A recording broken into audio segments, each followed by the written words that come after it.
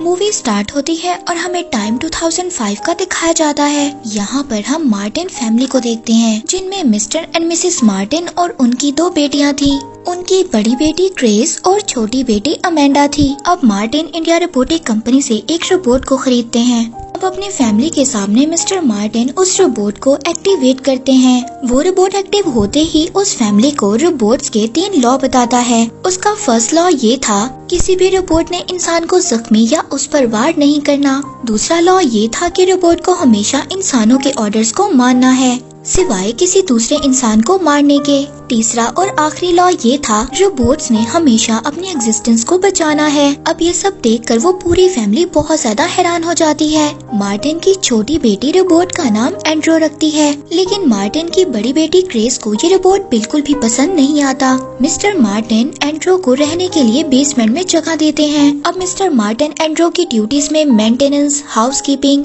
और घर के काम करना सेट करते हैं। अब नेक्स्ट डे एंड्रो अपनी सारी ड्यूटीज परफॉर्म करता है। वो बेसमेंट भी क्लीन करता है और वहाँ पर उसको एक पुराना फोनोग्राफ मिलता है। उस फोनोग्राफ को वो रिपेयर भी करता है। एक दिन मार्टिन की बड़ी बेटी ग्रेस एंड्रो से मजाक करती है। वो एंड्रो को विंडो से कूदने के लिए कहती है और एंड्रो ऐसा ही करता है और वो विंडो से कूद जाता है।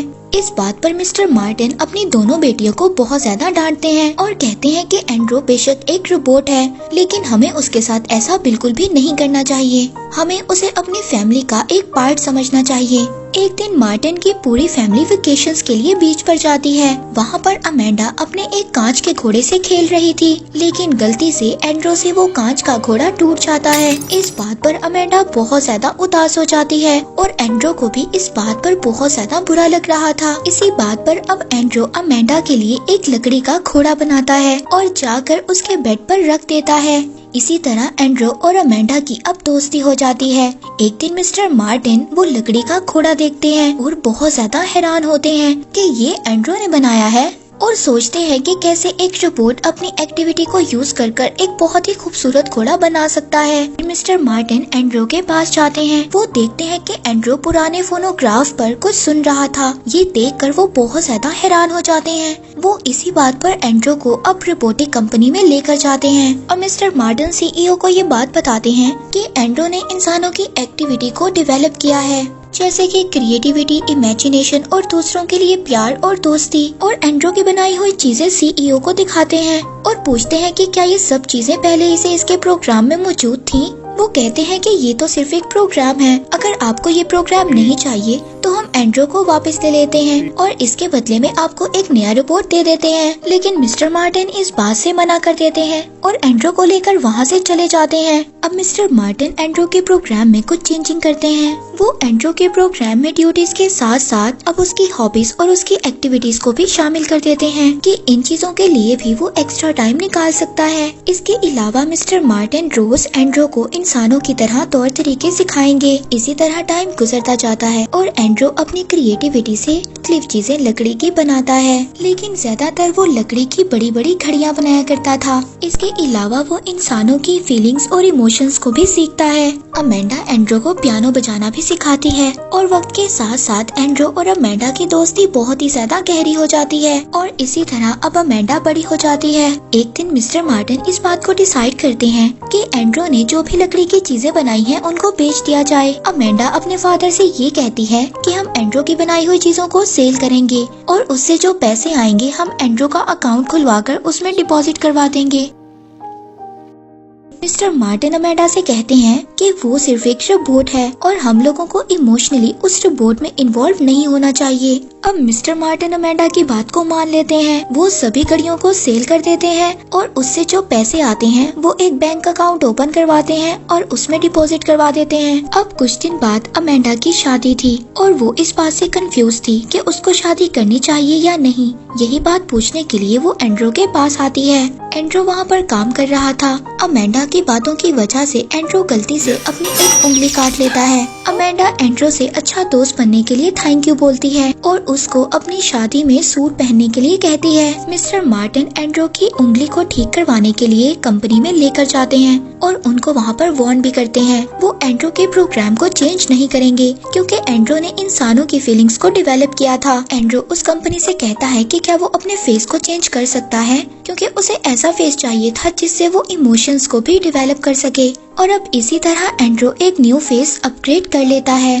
अमेंडा की शादी में एंड्रो सूट पहनकर आता है और अब उसका फेस भी चेंज हो गया था। शादी खत्म होने के बाद मिस्टर मार्टिन अब अकेले ही बैठे हुए थे। तभी वहाँ पर एंड्रो आता है और अमेंडा की शादी की वीडियो मिस्टर मार्टिन को दिखाता है। मिस्टर मार्टिन अमेंडा की शादी करने के बाद बहुत ज्यादा उदास हो गए थे। वो एंड्रो से कहते हैं कि अब मैं बिल्कुल अकेला हो चुका हूँ। एंड्रो उनको कहता है कि आप फिक्र नहीं करें, मैं हमेशा आपके साथ रहूँगा। इसी तरह टाइम गुजरता जाता है और मिस्टर मार्टिन के साथ एंड्रो को रहते हुए 12 साल हो गए थे। अमेंडा के पास एक बेटा भी था जिसका नाम लॉयड था और लॉयड एंड्रो को बिल्कुल भी पसंद नहीं करता था। अब एक दिन एंड्रो अमेंडा से कहता है कि मुझे फ्रीडम चाहिए, मैं अपनी फैमिली को छोड़ना नहीं चाहता लेकिन मुझे चॉइस चाहिए, मैं दुनिया को एक्सप्लोर करना चाहता हूँ। अब एंड्रो मिस्टर मार्टिन को चेक देते हुए कहता है कि मुझे फ्रीडम चाहिए, अब मुझे दूसरी जगह जाना है।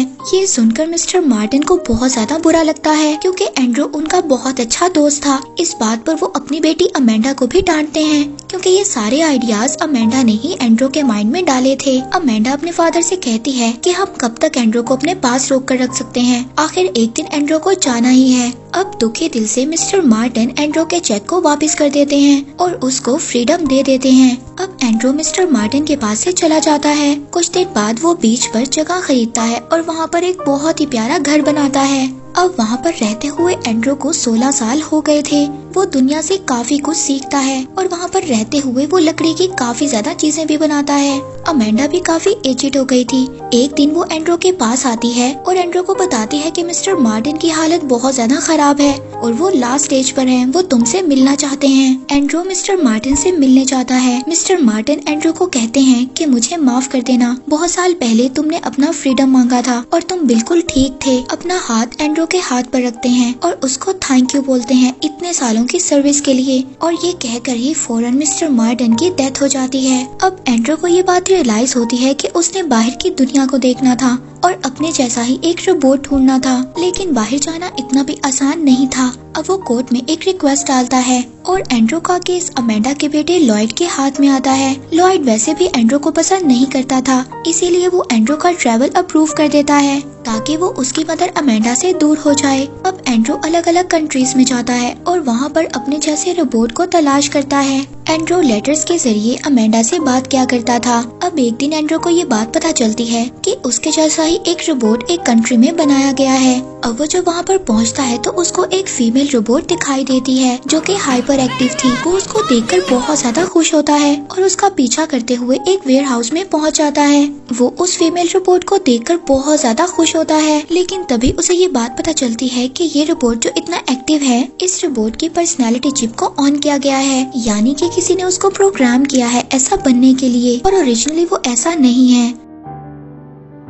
वो उस फीमेल रोबोट के ऑनर रूपर्ट से मिलता है। वो एंड्रो को बताता है कि उसके फादर इंडिया रोबोटिक कंपनी में काम किया करते थे, लेकिन मेरे फादर को उस कंपनी से निकाल दिया गया। इसके बाद उन्होंने ये कंपनी स्टार्ट की और अब उनके बाद मैं इस कंपनी में काम करता हूँ। एंड्रो को अब यहाँ पर ये बात भी पता चलती है कि रूपर्ट एक ऐसा सूट बनाना चाहता है कि अगर कोई भी रोबोट उसको पहन लेगा तो वो बिल्कुल इंसानों की तरह ही लगेगा, लेकिन उसको कोई इन्वेस्टर नहीं मिल रहा उसके प्रोजेक्ट में फंड करने के लिए। एंड्रो इस बात को सुनकर बहुत ज्यादा खुश होता है और उसके प्रोग्राम में फंड करने के लिए तैयार हो जाता है, लेकिन इसके बदले में रूपर्ट एंड्रो के लिए इंसानों वाला सूट बनाएगा और जल्द ही एंड्रो को इंसानों वाला सूट मिल जाता है। उस सूट को पहनने के बाद एंड्रो अब बिल्कुल एक 40 साल के आदमी की तरह लग रहा था। वो इस चीज से अब काफी ज्यादा खुश होता है। वो सरप्राइज देने के लिए अब अमेंडा के घर चला जाता है। जब वो अमेंडा के घर जाता है तो वहाँ पर उसको एक लड़की नजर आती है जो बिल्कुल अमेंडा की तरह ही लग रही थी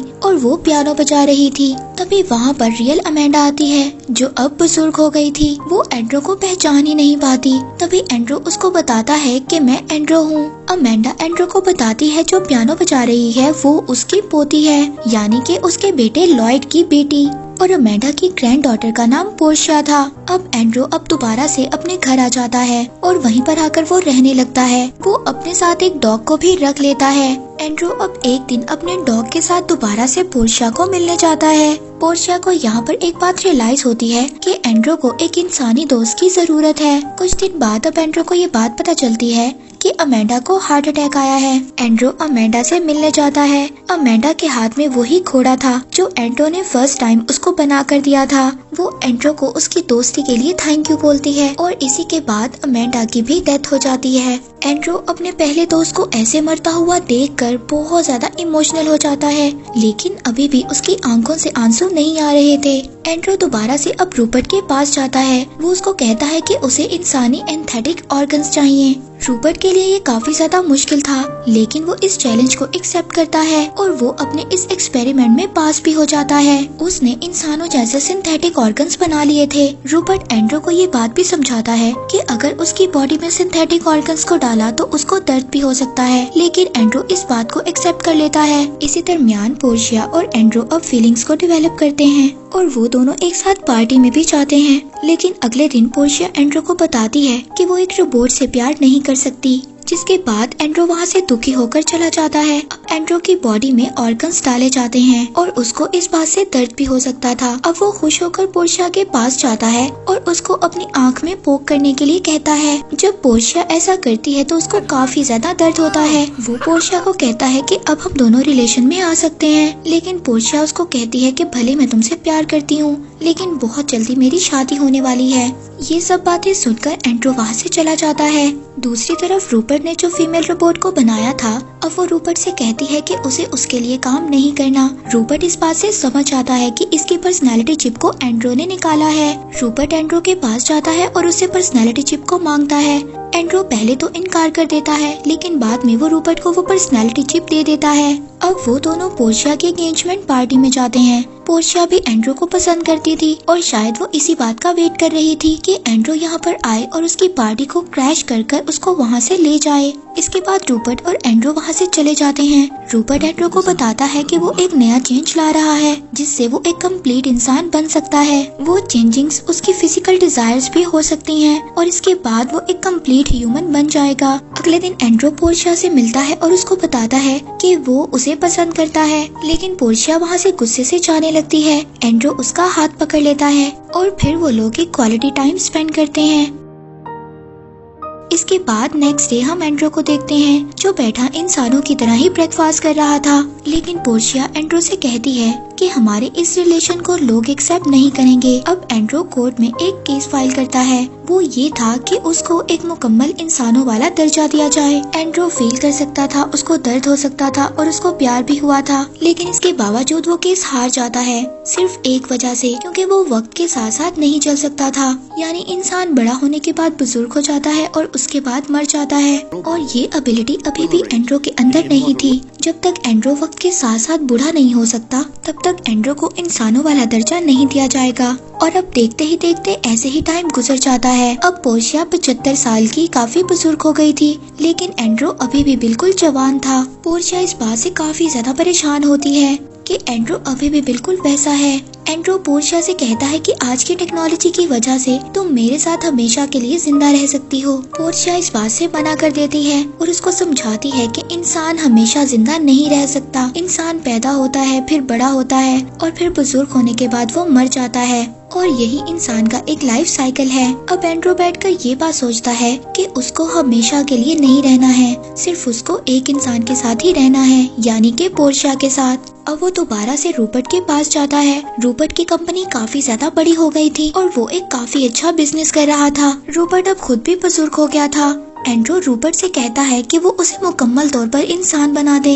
जब एंड्रू की बॉडी में सिंथेटिक ऑर्गन्स को डाला गया था तो उसके साथ ही एक फ्लूइड को डाला गया था। अब वो उस फ्लूइड को निकाल देता है और एंड्रू की बॉडी के अंदर मुकम्मल तौर पर ब्लड को डाल देता है। रूपर्ट उसको कहता है कि ये खून उसकी बॉडी में हमेशा के लिए नहीं रहेगा, वो ब्लड खत्म होता रहेगा और वो वक्त के साथ साथ बूढ़ा हो जाएगा और वो 20 से 30 सालों में मर जाएगा। एंड्रू भी इस बात को एक्सेप्ट करता है और अब एंड्रू पूरी तरह से इंसान बन गया था।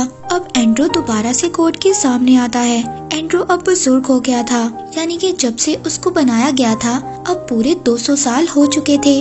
वो कोड को बताता है कि उसे एक इंसान की तरह जिंदा रहना है, ना कि एक रोबोट या मशीन की तरह। कोड उसको अपना फैसला सुनाने के लिए कुछ टाइम मांगता है और कुछ टाइम के बाद हम एंड्रू और पोर्शिया को देखते हैं, जो कि अब काफी ज्यादा बुजुर्ग हो गए थे। तभी वहाँ पर रूपर ने जो वो फीमेल रोबोट बनाई थी वो भी अब पूरी तरह से इंसानों की तरह नजर आ रही थी। तभी वहाँ पर कोड अपना फैसला सुनाता है। वो कोड का फैसला लाइव ब्रॉडकास्ट हो रहा था। एंड्रू और पोर्शिया दोनों एक दूसरे का हाथ पकड़ते हैं। कोड एंड्रू को इंसानों का दर्जा देता है और एंड्रू और पोर्शिया की शादी को लीगल मानता है, लेकिन ये फैसला सुनने से पहले ही एंड्रू मर जाता है और पोर्शिया का हाथ छोड़ देता है, यानी कि 200 साल बाद एक रोबोट इंसान बनकर मर गया था। पोर्शिया उस फीमेल रोबोट से कहती है कि एंड्रू हमेशा से इंसान ही था, उसे किसी भी कोर्ट के फैसले की जरूरत नहीं थी और वो एंड्रू का हाथ पकड़कर खुद भी इस दुनिया से चली जाती है। और ये एक रोबोट की स्टोरी जो 200 साल तक जिंदा था, यहीं पर इस स्टोरी का एंड हो जाता है।